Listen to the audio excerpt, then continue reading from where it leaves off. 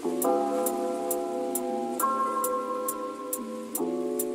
I pull up on you, then I might swear, ayy. Double off deuce, ayy. That you might work, ayy. When I pull up on you, then I might swear, ayy. Double off deuce, ayy. That you might work, ayy. That you might work. Welcome back to another episode of the Michel Matters Podcast. I'm Jocks Michel. And I'm Jackie Michelle. Welcome back, episode 61. Hey guys. This episode we're kind of just gonna get straight to it. Pillow talk-ish. Just to not recap everything that's been going on personally, but I will start off by saying this past weekend, unfortunately, my grandmother passed away. She lived to be 91 years old, a woman of God, raised her 2 kids to the best of her abilities as a single mother, and they went on to go on and raise their families. I just want to definitely say, rest in peace to Grandma. I know you're in heaven praying for us. Or doing whatever they do in heaven. Whatever it is, but I know her spirit. I only really got to know her later on in her life, but we got a couple of good stories in. Aside from that, thank you for all the good times, for all the prayers. Just want to say rest in peace, Grandma. And may your soul be with Christ. Yeah. It's been in 2020 has just been interesting. Yeah. This is a heavy episode. It's a heavier episode. We're gonna talk about some real stuff. Like, we have kind of done a topic on being Black and Christian before. Yeah, that was about 6 months ago. If you want to go back and listen to that one. Yeah, so definitely check that out. But this time we're gonna be a little more, I guess, broad, a little more open. Definitely discuss a lot of things that are going on now, how they affect not just Black people, but the people around us, and how it affects the community as a whole. So, to start off the conversation, for sure, want to make some acknowledgments and say rest in peace to Breonna Taylor, George Floyd, and Ahmaud Arbery. I think it's very important to say the names, to keep legacies alive, to not let people forget that people died. It's not just police brutality, but like people died, people lost life. Yeah, it's not the latest current event. Yeah, and you can replace things, but you can't replace people. So I want to put the premium back on people. Yeah. So yeah. And those before them. Those in between. This is nothing those that new. We don't know. Those that were not documented.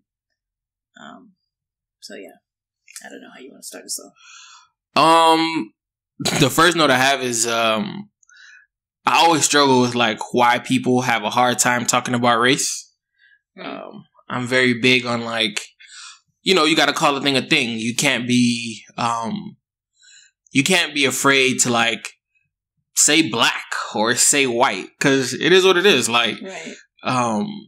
Race is in our lives every day. We can't avoid it. So I think we should talk about it. Yeah.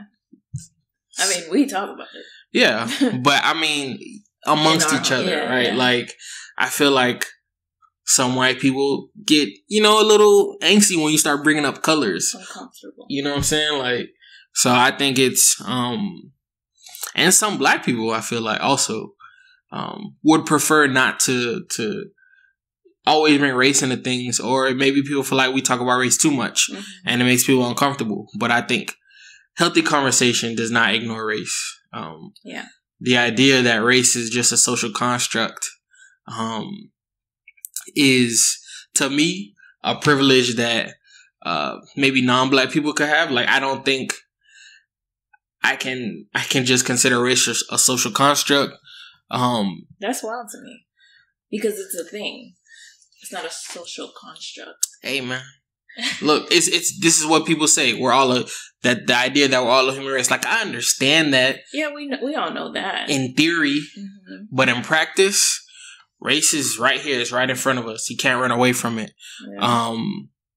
So yeah, I think that for me, that's first and foremost. We can't ignore the fact that race is a thing. The idea, you know, people say that they're colorblind.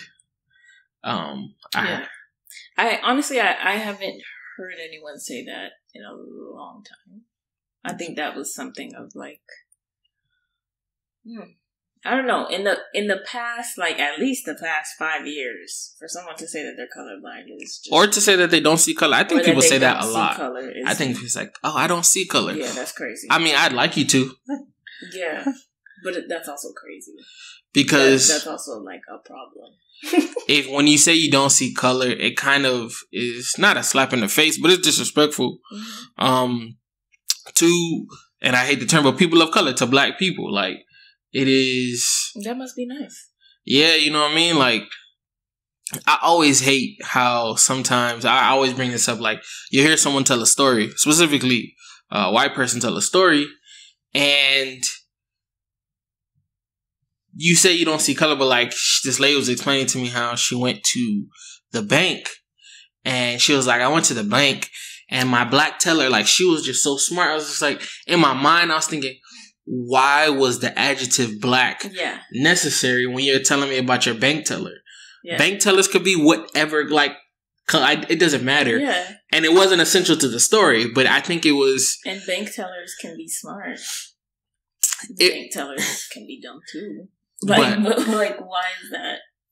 But it's that the idea that sometimes it has to be like an adjective where I don't think it's necessary. Yeah, is like is where I come like people aren't colorblind. You notice it. Yeah.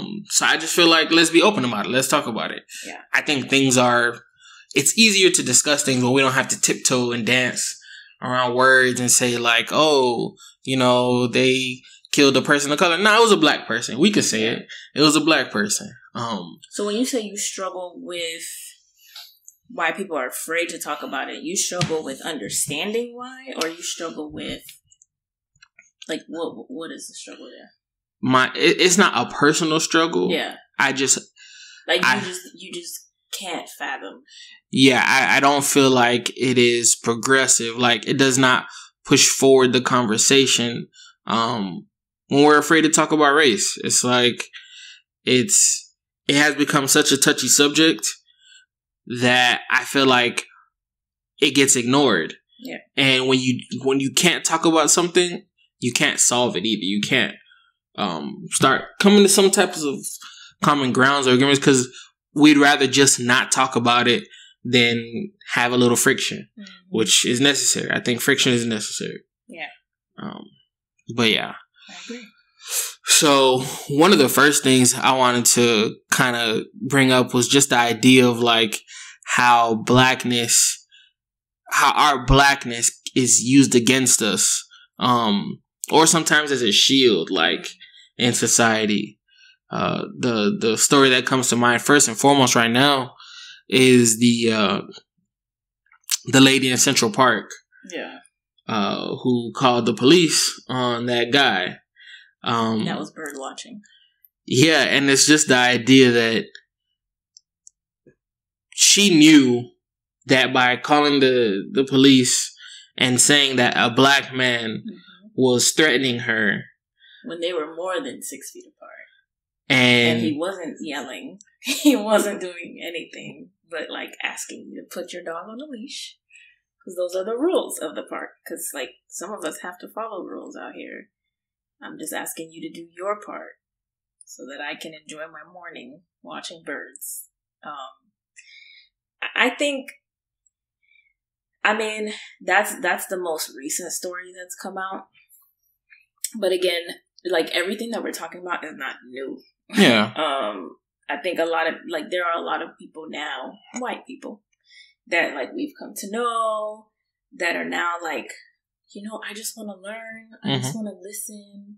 I just want to like hear about your stories and stuff. And it's like, okay, But, like, your parents could have told you, like, this is nothing new.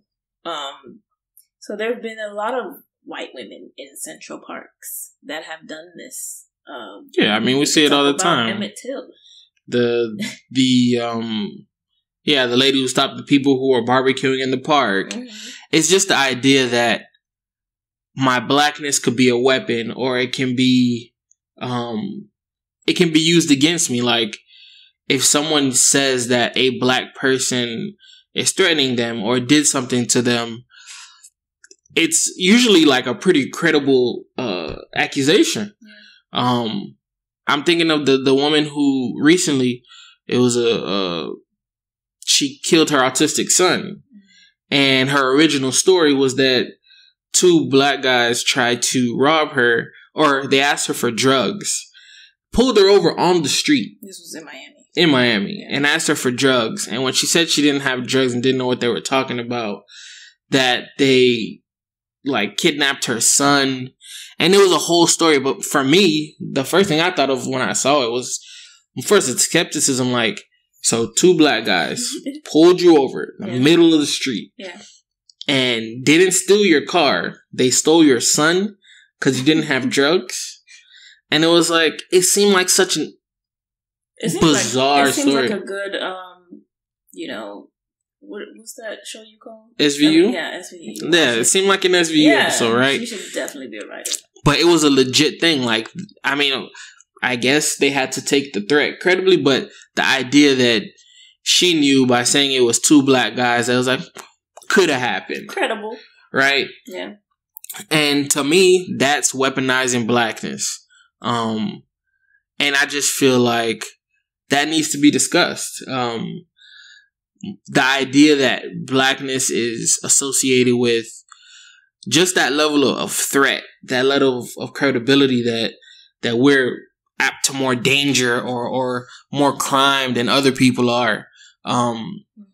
There's so much more to it. We get policed more. We get longer jail sentences.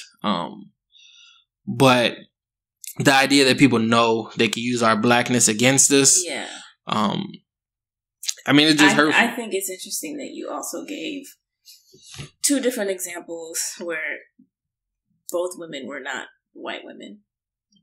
Because this happens, it's not just a white and black issue. Yeah.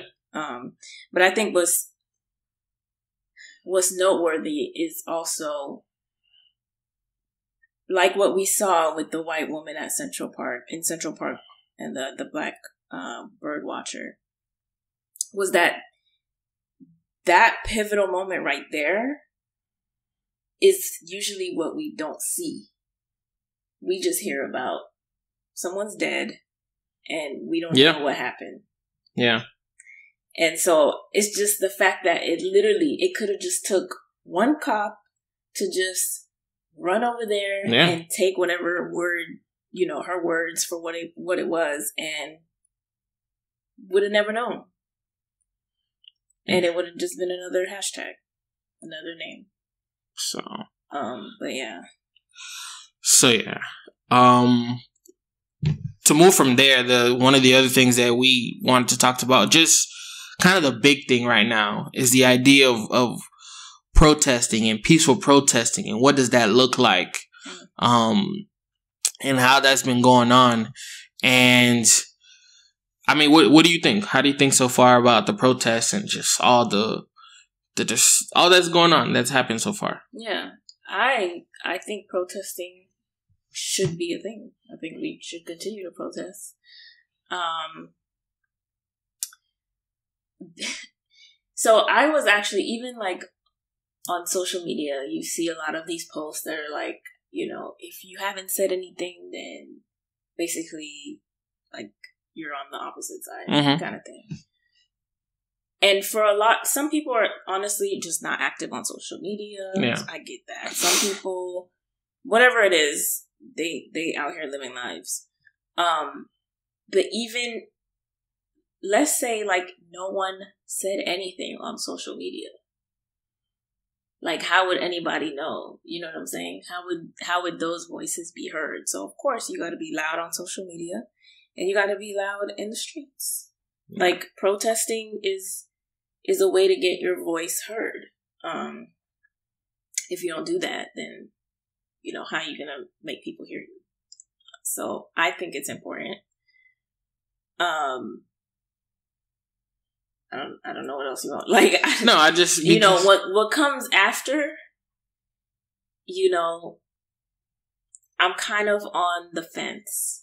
Because what do you mean? What do you mean after? Because I think there's levels. You know, you watch the news and usually protests turn into, okay, now like there are fires everywhere. Am I worried about fires everywhere? Personally, not really. Like, you gotta make noise sometimes. Do I think that that's the biblical response? No. But I get where it's coming from if it happens. Yeah, so one of the because I feel like just not recently. So a lot of this stuff is stuff that we've talked about before. Yeah. I mean, I think about it not often, but I think about things like this. So I would say I'm a pretty avid follower or listener of Martin Luther King, just because I feel like, one, I think he's misportrayed a lot in his belief systems, and I think people like to pick and choose their favorite Martin Luther King Jr. quotes rather than take him in his totality. But one thing he said is that the summer of riots has come from the winter of delays. And when it comes to rioting, because protesting is one thing for sure. Peaceful protests at its core was the root. Like, he had steps. Martin Luther King Jr. had steps.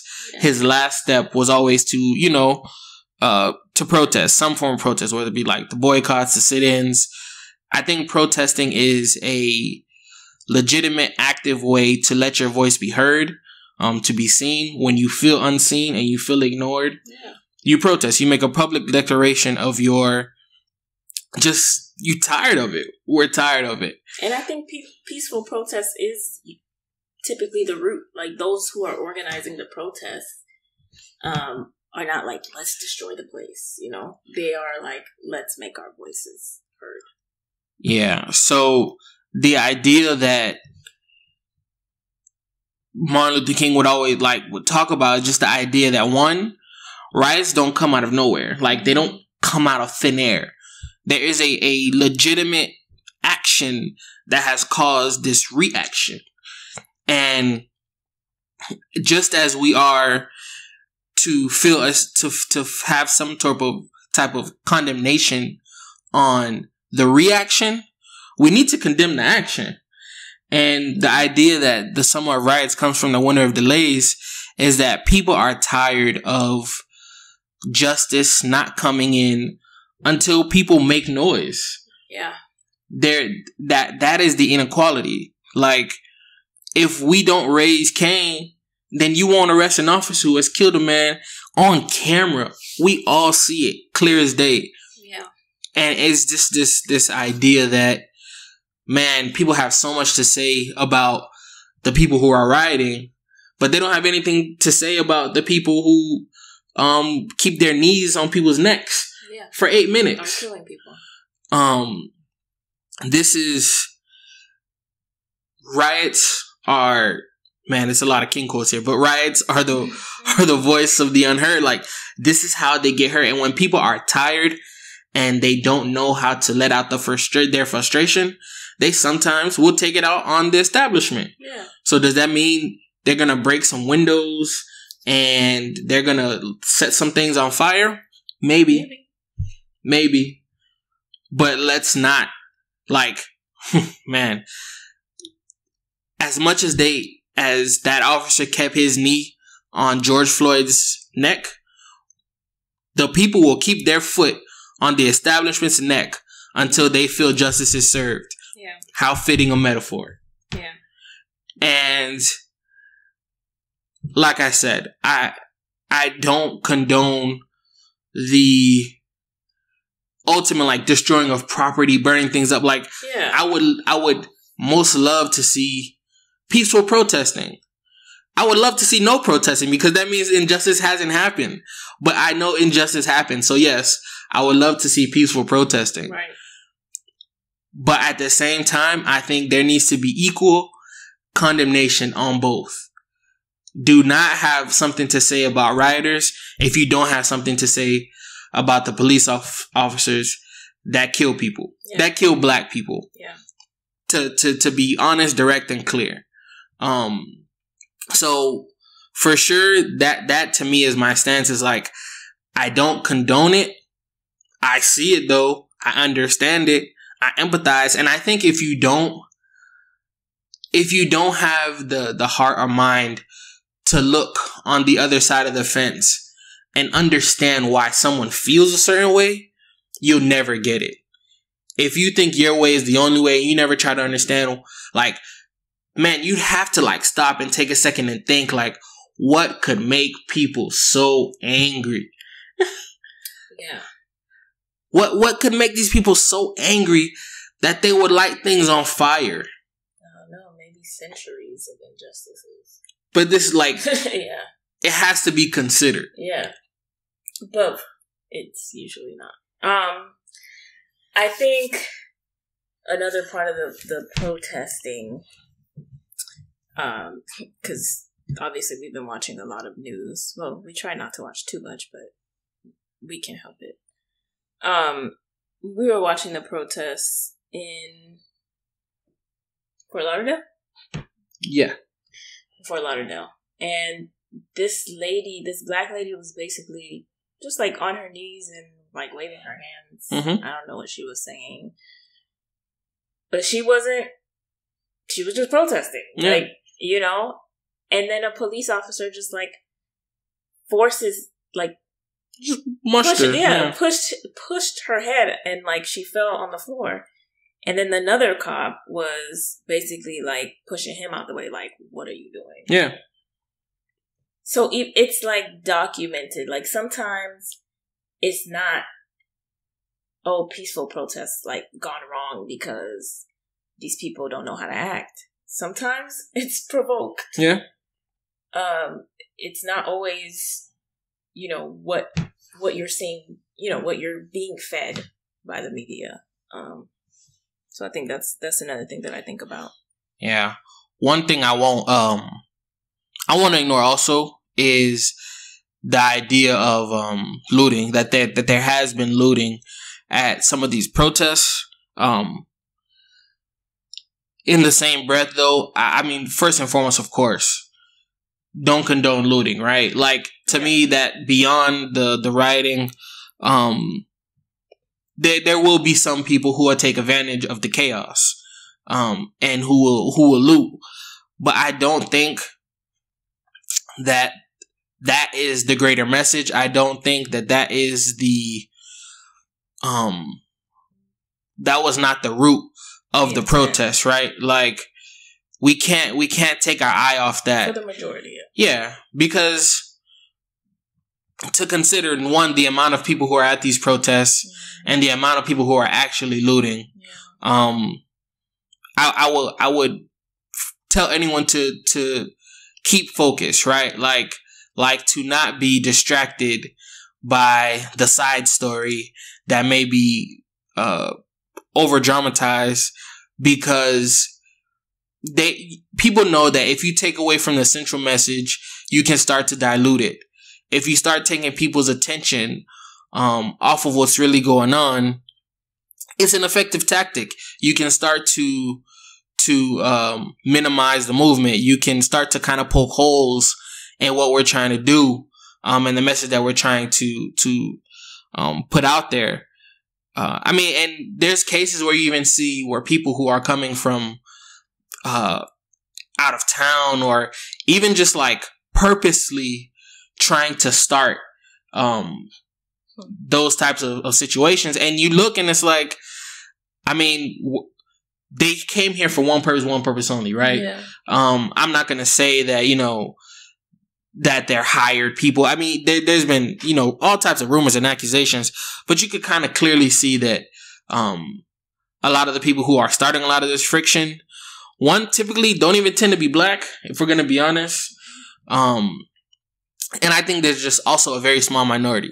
So I would definitely recommend everyone to just stay focused, right? Don't get caught by the, you know, the fly that's flying around in the room. And to just focus on really what the topic is at hand, what the message is at hand, which is that people are looking for justice. So yeah. Yeah. And we mentioned, we didn't go this deep into it when we first brought up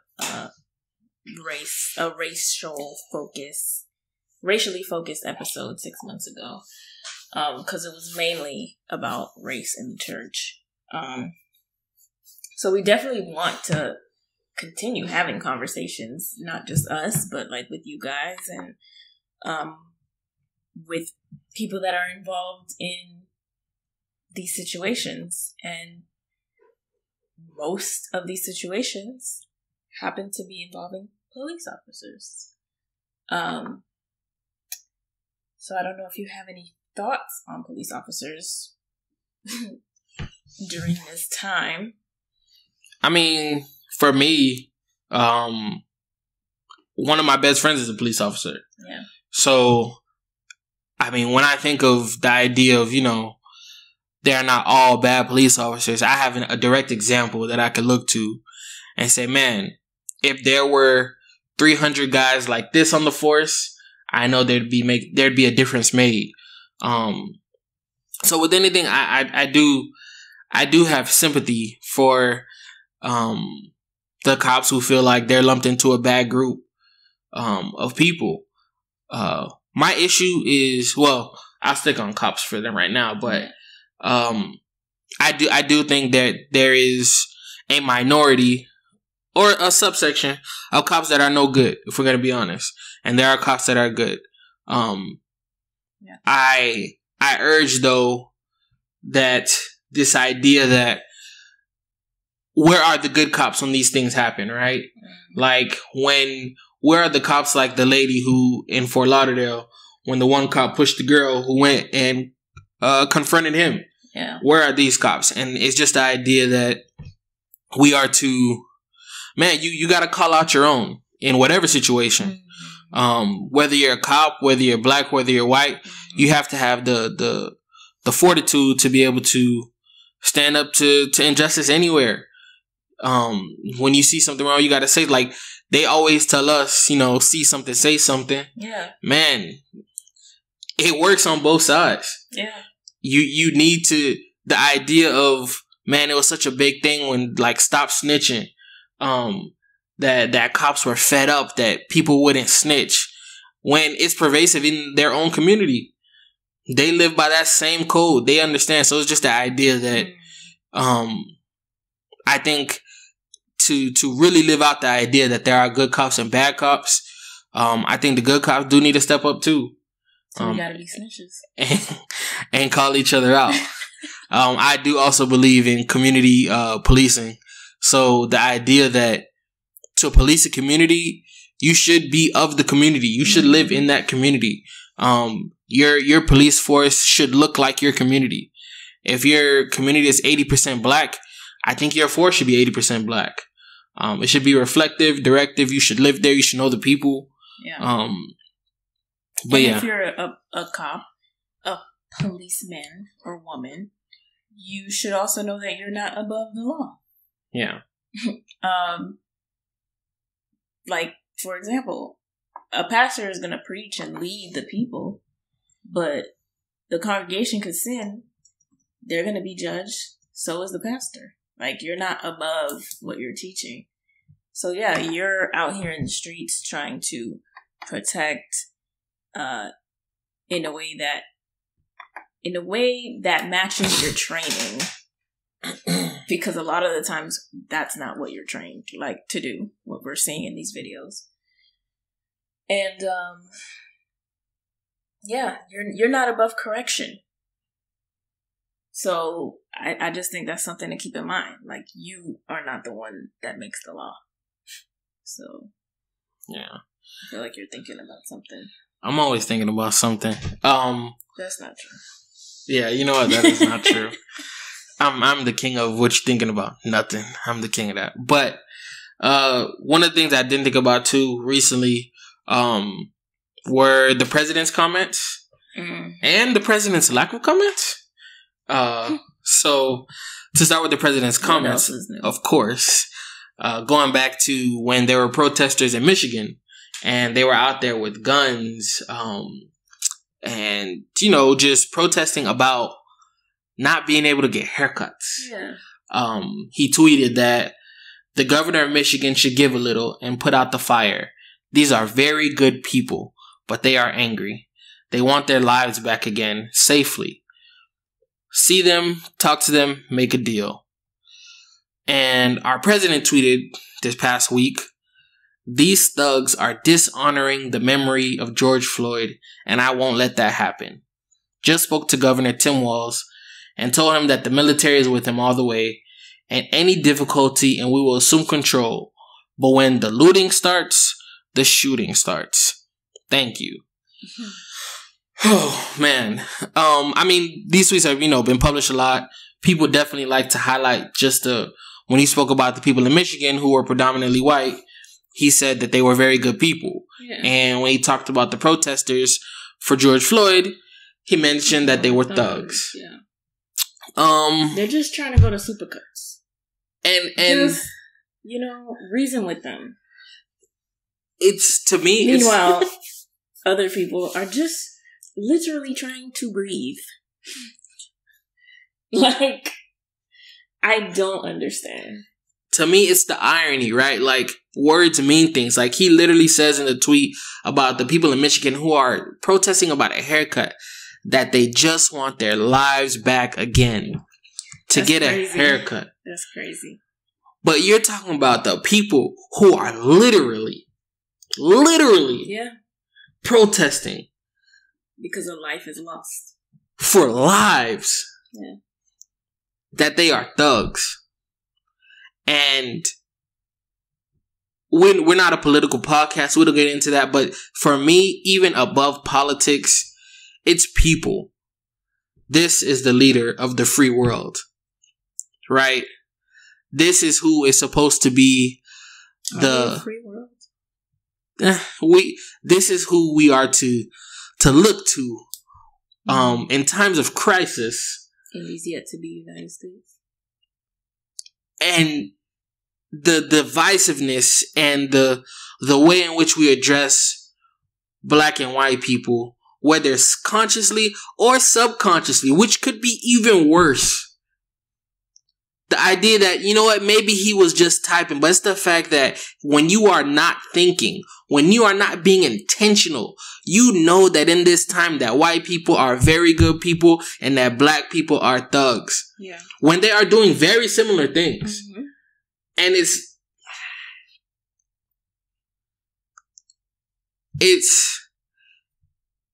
a very, like, this is the world that black people walk out into every single day. This is where our injustice starts. It starts in the mind, where even in people's subconscious, there's a difference. And this is what I think needs to be addressed. It's the idea that people are trying to say, or people may say, that this is not a race issue because we don't know people's hearts. We don't know what's in their heart. Mm-hmm. But man, out of our hearts come our actions, and you see the difference. There is a preponderance of evidence that black people are not treated the same in this country. And to ignore that is to ignore the facts. It's to ignore what is clearly in front of us as a country. And for that, I protest, right? It's for that I feel empathy for black people who don't know how to express their anger and frustration. Because at times you don't even know how to put it into words. Yeah. He didn't have to call him a racial slur or explicitly say that that's why he did it. Mm-hmm. But after years of evidence, what else are we to believe as a people? Yes, it is a heart issue. There is something wrong with him for sure. But there is also an institution that supports him in a way that black people can't crack. We have to beg and burn to get a police officer arrested for clearly killing a black man in open daylight with a camera in front of him. Imagine what happens where there are no cameras. So if people are struggling with why black people are protesting, when people are struggling with whether this is a race issue or not, I urge you, if you fight for justice, fight for justice. Fight for the idea that he did that and it was wrong. And stand with us the next time there's an injustice. And the next time, because there will come. Yeah. And you know what? You don't have to say that it's a race issue this time. But after the 5th time, after the 6th time, you may need to ask yourself, man, is this a coincidence? Or is there something legitly here? And I leave that up to you at this point. I'm not even going to force you to call this a race issue. But I will force you to look at the evidence of what is happening in this country consistently to black people. People you go to work with, people you go to church with, people you see on the street. And for this country to be truly united, I think we have to accept that fact and move forward. But until we do, we will riot in the streets. The summers of riots will not end until that is addressed. Man. You're right. Yeah. I guess that leads us into how we feel.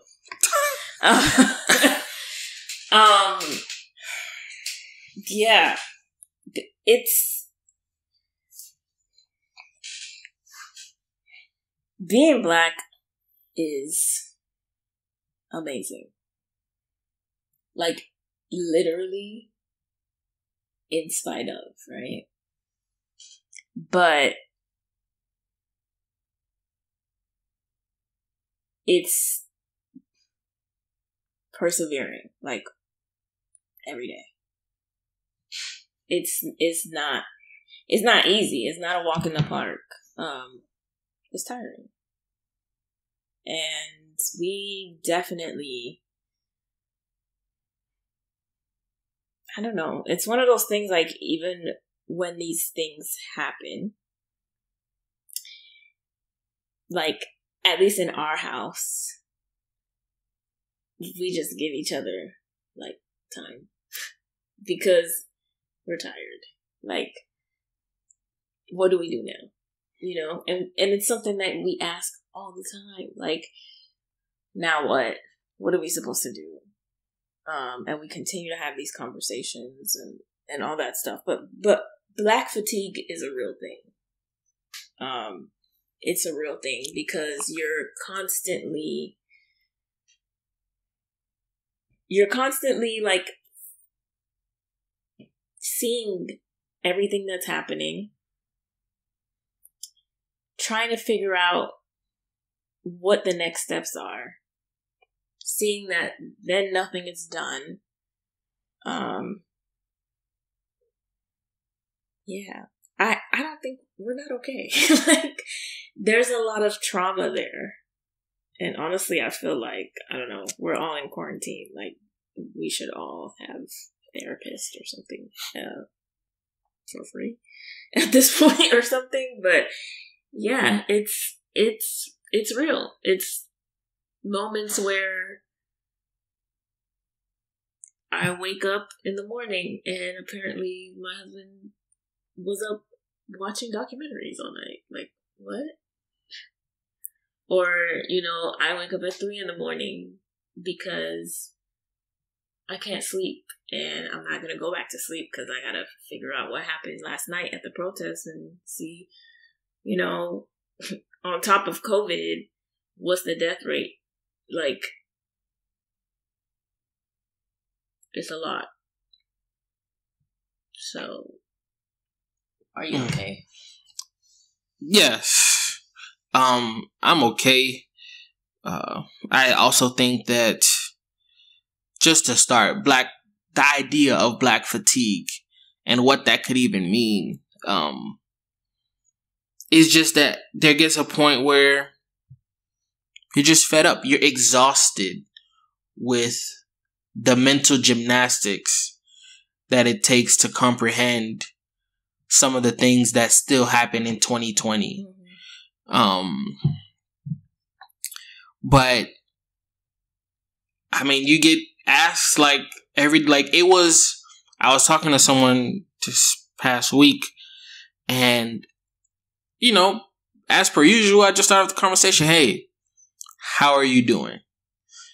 That's a loaded question now. You ask somebody that, and hey, you got to be ready to hear them vent, because they could be storing up a lot. You go on social media, it's everywhere. You turn on the TV, it's everywhere. You talk to people, it's everywhere. Yeah. And it's like, man, I need a break. I've been on quarantine. I ain't been out the house in 3 months, but I still need a break. Yeah. And it's like, now I feel like, I don't know, not only do I have to feel it, I have to talk about it. Like, I didn't even really want to talk about this today. This was a struggle for me, only because I felt like I've talked about it a lot the last couple of days. Yeah. So I was kind of tired. I was like, I don't know what else there is to say. But I'm gonna come on here anyway. And even I got a text this morning, and it just it reminded me that it's not just about me either. That not everyone gets it. And it's not that people don't want to know, they just can't know. There are some things you can't know because you couldn't understand. But I will do my best to give you a sneak peek into what it's like. And for some people, you know what, I hope I give you a sense of hope, right? Because in all of this, I will say that I am okay. We're always hopeful. I am okay because I know that in the grand scheme of this story, the Lord wins, right? I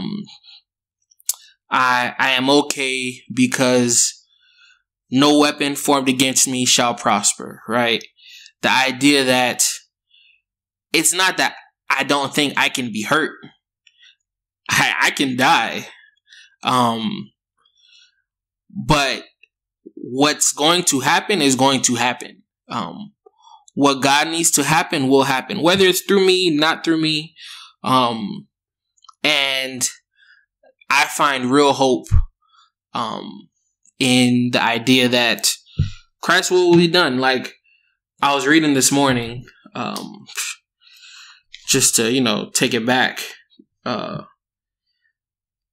this is in Ephesians 1, and it says, verse 8, with all wisdom and understanding, he made known to us the mystery of his will, according to his good pleasure, which he purposed in Christ, to be put into effect when the times reach their fullness, to bring unity to all things in heaven and on earth under Christ.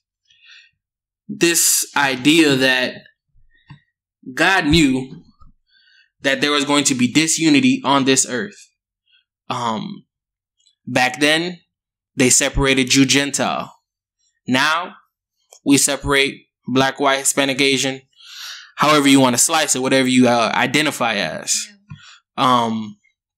This ain't new. God knew from then, and he knows now, and he gave us a remedy. He gave us the answer to the mystery, and it's on us to use it. Unity is not found in legislation. Unity is found in Christ. Now we can do our best to create legislation, to bring some type of order, but real unity comes in Christ. And I find hope in that. But yeah, so yes, if you ask me how I'm feeling, the answer is yes. I feel okay. Yeah. But we always feel okay because that's our foundation. Yeah. Because there is hope that although there are those who try to take hopes away from Black people, to take dreams away from Black people, we're still going to press on. We're still going to be leaders in our communities. We're still going to rise up. We're still going to create families. We're still going to create businesses. We're still going to love each other and take care of each other. Like, there's always going to be that. I know you said, you know, hopefully this is a glimpse for some people to try to get it, even if they can't. I'm kind of like on the opposite side of that. Personally, what? No, go ahead. Personally, I'm not your teacher. Like, sure, we can learn from each other. And I have my moments, because sometimes, you know, I'm like, all right, let me sit down and have this conversation. But then other times, I'm just like, why? Like, there's literally nothing that I can do for you to understand it. You just have to understand it. Like, you have to be willing to dig deeper, even within yourself, to try to figure out, like, what's going on here. But I do, because of the hope that I have, and because of the unity that I would like to see, I do try to play my part in that.